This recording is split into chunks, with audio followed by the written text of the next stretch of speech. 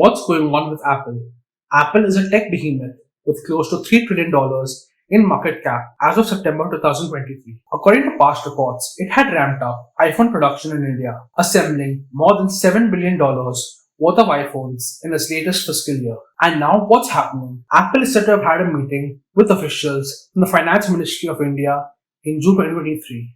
It may be setting its sights on expanding its domestic component manufacturing in India. Apple is said to have had a meeting with officials from the Finance Ministry of India. One key aspect of Apple's strategy is said to revolve around the expansion of its domestic component manufacturing capabilities in the country. Apple's interest in this expansion is said to be driven by a desire to create a more robust and self-reliant supply chain within India.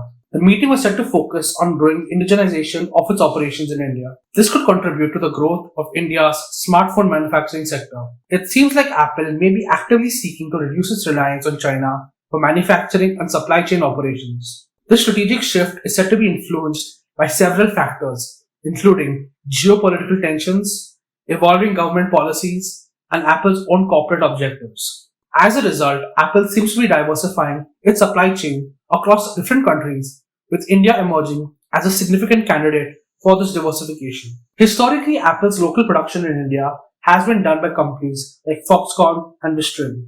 These manufacturing partners have been assembling iPhone units and manufacturing various components. Apple is said to make about 7% of its iPhones in India. The ecosystem of component suppliers that supports Apple's production includes names like Foxlink, Flex, and more. It seems like Apple is actively betting on India becoming a pivotal manufacturing hub, serving as a strategic alternative to China. India's emergence as a manufacturing powerhouse may be in line with the broader government initiatives aimed at promoting local manufacturing, such as the Production Linked Incentive Scheme, PLI scheme. Under the PLI scheme, the Indian government is set to envision substantial growth in domestic production, a surge in exports, and generating both direct and indirect employment opportunities. Can these targets set by the Indian government bring about a transformation in the Indian manufacturing landscape? The COVID-19 pandemic seems to have created many challenges for manufacturing, but it is said that the smartphone manufacturing sector in India has received a significant boost from the PLI scheme. The boost is said to have been particularly beneficial for Apple,